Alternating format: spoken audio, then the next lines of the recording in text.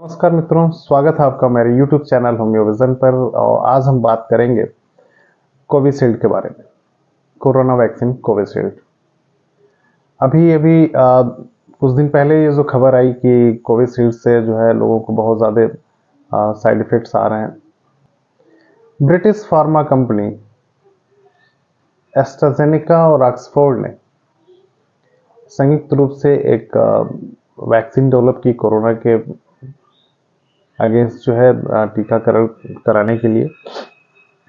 और भारत में इसका उत्पादन जो है वो सीरम इंस्टीट्यूट ऑफ इंडिया के माध्यम से किया गया, जिसका नाम कोविशील्ड दिया गया। और वैक्सजेवेरिया दो नामों से वैक्सीन रही, लेकिन भारत में जो वैक्सीन लगी लगभग 80 से 90% लोगों को लगी वो कोविशील्ड ही लगी है।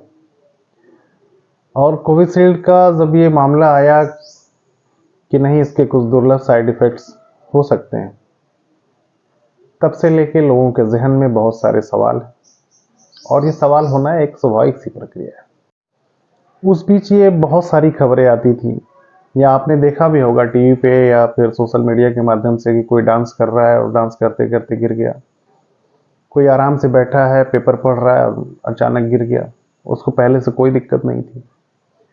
कोई खेल रहा है, कोई जिम कर रहा है, कोई पढ़ाई कर रहा है, कोई कुछ कर रहा है, कोई अपने काम में तल्लीन है, और अचानक उसके साथ पहले से कोई प्रॉब्लम नहीं थी और ये दिक्कतें आई, अचानक गिरे और पता चला कि उनकी डेथ हो गई।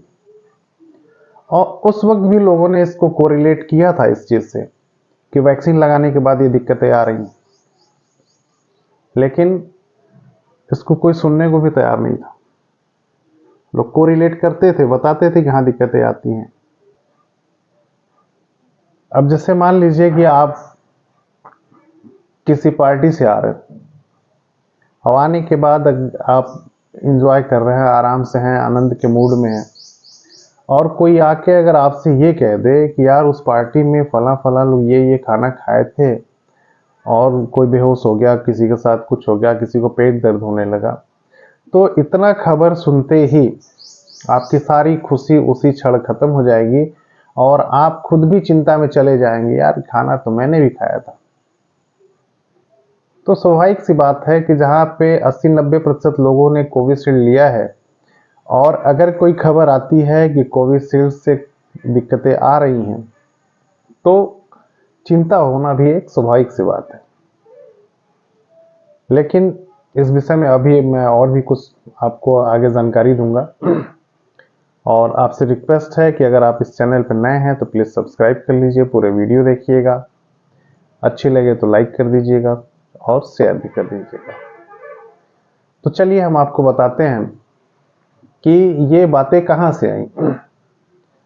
तो सबसे पहले एक जेमी स्कॉट नाम के व्यक्ति, जिनको ब्रेन डैमेज होने की दिक्कत आई, ब्रेन से रिलेटेड कुछ दिक्कतें आई, तो वो इस मामले को लेके कोर्ट में गए।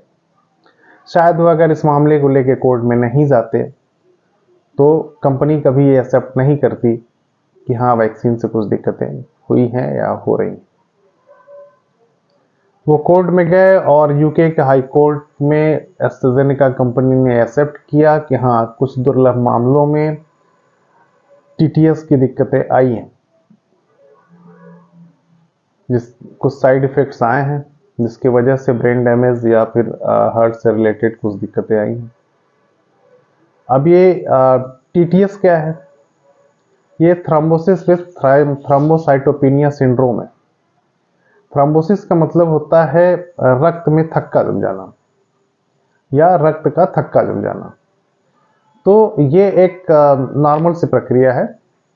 थ्रोम्बोसिस जो है, जो प्लेटलेट्स और थ्रोम्बिन मिलके ब्लड को क्लॉट कराते हैं, लेकिन यही क्लॉटिंग अगर ब्लड वेसल्स के अंदर होने लगे तो फिर ये मुसीबत खड़ी कर देता है। और ये अगर मूवेबल हो जाए तो ये एम्बोलिज्म हो गया।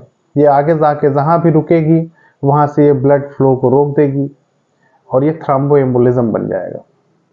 और जहां भी ब्लड रुकेगा तो उसके आगे जहां पे ये ब्लड फ्लो जाना था वो अंग आपका प्रभावित होने लगेगा और दिक्कतें आनी शुरू हो जाएंगी।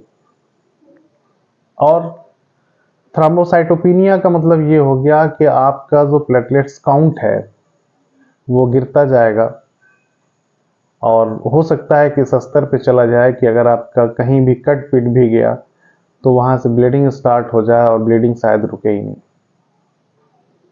इसके भी यही सिम्टम है, नाक से खून आना, मसूड़े से खून आना, आपका जो खखार आ गया तो उसमें खून आ गया,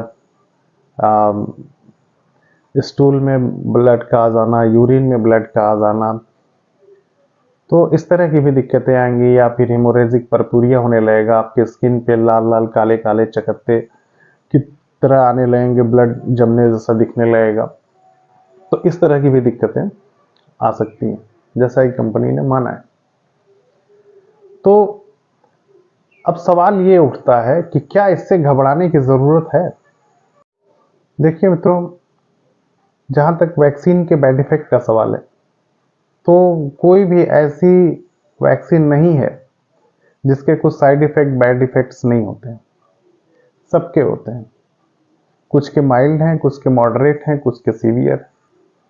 और ये आज से नहीं, होम्योपैथी में बहुत पहले से इसका वर्णन है, रिपोर्टरी में स्पष्ट शब्दों में लिखा हुआ है, बैड इफेक्ट ऑफ वैक्सीनेशन, उसकी मेडिसिन दी हुई है। इसमें जो प्रमुख मेडिसिन है उसका नाम ही मैं बता देता हूं आपको, थ्रूजा एंटिमटा ड्रोसालिसिया। ये आज की नहीं लिखी हुई है, कोविड तो अभी 2-4 साल की बात है। ये बहुत पहले से लिखा हुआ है, सैकड़ों साल पहले लिखा हुआ है। तो होता है तभी लिखा हुआ है, ऐसे नहीं लिखा है। तो होते हैं, कंपनी ने भी जो एक्सेप्ट किया है उसमें उन्होंने जो वर्ड जोड़ा है वो रेयर केस में जोड़ा है, दुर्लभ मामले में। तो बात जब हम वैक्सीन की करते हैं तो स्वाभाविक सी है कि जिसने भी लगवाए हैं, बहुत सारे जैसे पेशेंट्स हैं उनके भी सवाल आ रहे हैं कि सर हमने भी यही लगवाई थी, मेरा क्या होगा। बहुत सारे सवाल आ रहे हैं, लोग व्हाट्सएप कर रहे हैं या फिर मैसेज दे रहे हैं। बहुत सारे पेशेंट क्लिनिक में ये आते ही पहले सवाल उनका यही था कि सर एक खबर आई है, तो लगवाया तो मैंने भी है, तो क्या हो सकता है। लेकिन ये मैं आपको आश्वस्त कर दूं कि कोई भी वैक्सीन का जो साइड इफेक्ट होता है वो त्वरित होता है, तुरंत ही होता है।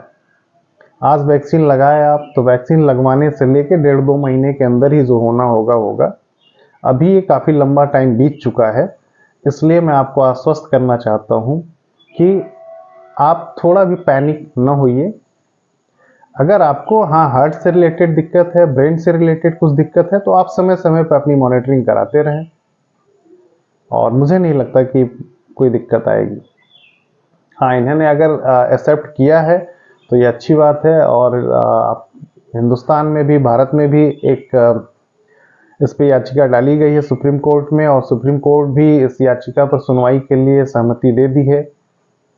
अभी इस पे एक विशेषज्ञ का एक पैनल बनाया जाएगा और इस पे सुनवाई की जाए कि क्या इससे नुकसान हुए हैं, और लोगों को इससे अगर वाकई नुकसान हुआ है तो उनको कुछ मुआवजा देने की भी बात आएगी। तो ये तो खैर भविष्य की बात है, अभी इस पर डेट निर्धारित नहीं हुई है, लेकिन याचिका हुई है, याचिका पड़ी है। हाँ, आप अपना खान पान ज़रूर मेंटेन रखें, ज़्यादा से ज़्यादा जो है आप फाइबर फूड लें, फ्रूट्स का इस्तेमाल ज़्यादा करें, मीट, मुर्गा, अंडा, मछली, ये सब का सेवन जो है बहुत ही लिमिट मात्रा में करें, या ना करें तो और अच्छा है। बहुत ज़्यादा फैटी फूड्स न लें, या फिर यूँ कह सकते हैं कि जो पैकेजिंग फूड्स हैं आप उसको छोड़ दीजिए और प्राकृतिक चीज़ों पर ध्यान दीजिए। फल फूल खाइए, सादा खाना खाइए, और एक्सरसाइज करिए, टहलिए।